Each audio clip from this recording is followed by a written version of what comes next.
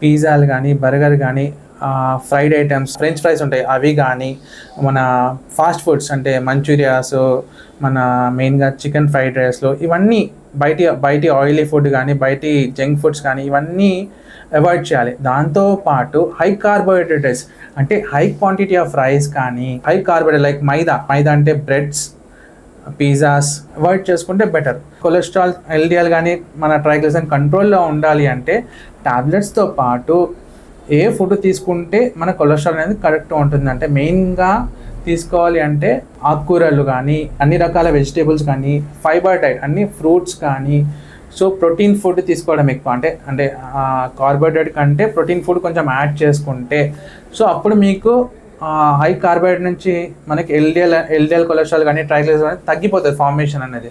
So మనం routine దాంతోపాటు regular activities ఇవన్నీ చేయడం వల్ల మన ఎల్డిఎల్ కానీ ట్రైగ్లిసరైడ్స్ కానీ కంట్రోల్లో పెట్టుకోవచ్చు మందులతో పాటు. అవసరం లేకుండా కూడా మనం చూడగలుగుతాం. Medistar Hospitals now brings quality care closer to you. Visit us at Amirpet, Tandur, Uppal, Patancheru and Kotipalli. Wherever you are, we are always here for your help.